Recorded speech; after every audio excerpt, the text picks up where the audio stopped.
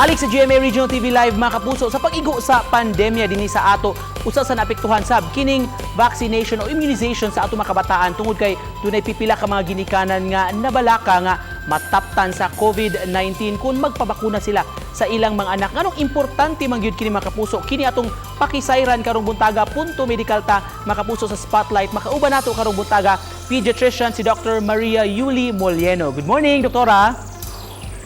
Good morning, Nico. Good morning, Sad, sa inyong mga tanang mga kapuso, sa inyong mga panimalay. Daghan kayong salamat, doktora, sa pag-uban ka namo karong buntaga. Nganong importante man, dok, nga dili mo palta ato mga ginikanan sa schedule sa immunization sa ilang mga bata?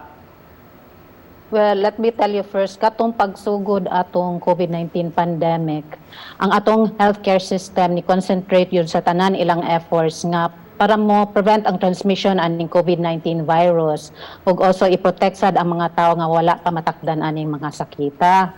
So as a result, atong mga basic healthcare services, especially kaning vaccination or ang immunization na neglected jud ni siya.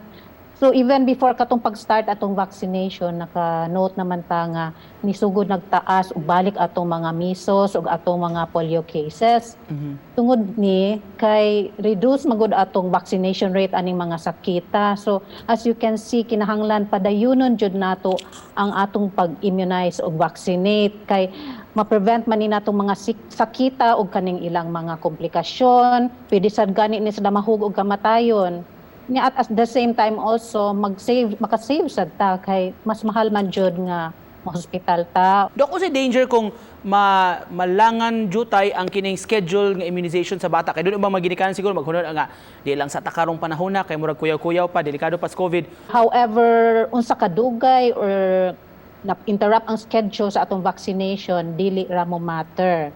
No, I assure the parents nga as long as makompleto nato ang dosage schedule sa vaccine nato, dili na ta kinahanglan mo balik sa first dose or dili na ta kinahanglan mo dungag og another dose.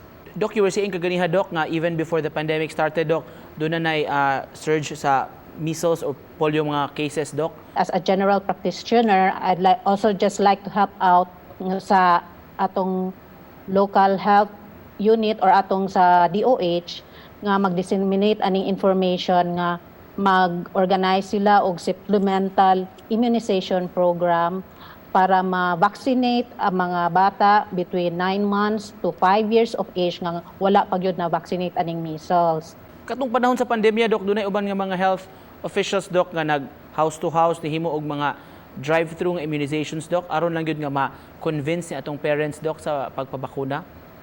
Yes, pag-start yun sa vaccination ni ko kay nga hadlok yung mga ginikanan nga dadon ilang mga bata sa mga clinics o sa health center kay hadlok man sila matakdan no. So at the same time also kay kasagaran sa mga clinics sa doctors o health center sarado man kay ang mga doctors wala pa mga PPE, nagkulang pa unya katong taga health center gi-reassign sila sa front lines para mo fight against COVID-19.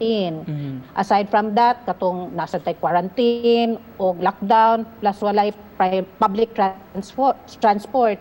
So kanang naputol gyud ang immunization. Pero karon, Doc, luwas gyud mo ato og mga doctors clinics, Doc, magpa-immunize sa mga bata. Walay ang kabalakan ato mga ginikanan. Karon nakaabli ng mga doctors clinic, nakaandam na sila, nakabutang na sila mga glass or acrylic barriers, ang ventilation system gi-improve na namo, kanang nakabutang na mig mga exosystem, na air purifiers o kanang mga ultraviolet lights para medyo safe ang pasyente sa atong mga clinic. Doc, maghisgot aning flu vaccine o anti-pneumonia, pneumococcal nga vaccine, Doc. Para sa mga bata, Doc, advisable ni ay hatag labi na karong panahon na protection against COVID-19? Yes, I think it's very advisable and it's a recommendation sa World Health Organization. Kay kaning flu, ang kaning mga symptoms niya similar jud kaayo sa atong COVID-19. Kung ma-prevent ni natong flu, ma-lesser atong burden sa healthcare practitioner nga magtan-aw aning mga sakita or kung pwede sad ni sila magkuyog aning COVID-19 kaning pneumococcal pneumonia o kaning flu or kaning pneumococcal pneumonia pwede sad ni siya ma-complication aning COVID-19. So in a way, kung ma-prevent din nato mga sakita, ma-minus na sa nato ang trabaho sa atong mga healthcare workers. Finally, Doc, mensahe lang nimo sa atong mga ginikanan, mga kabataan, mga viewers kung butaga, Doc, ang importansya sa vaccination, Doc, doon na kay gustong ipaabot kanila. Ang mensahe nako sa mga ginikanan nga kinahanglan siguraduon jud nato nga mo kompleto atong vaccines ug atong mga doses kay kung ganahan ta mo stay safe atong mga anak, tinuod jud na nga prevention is always better than the cure.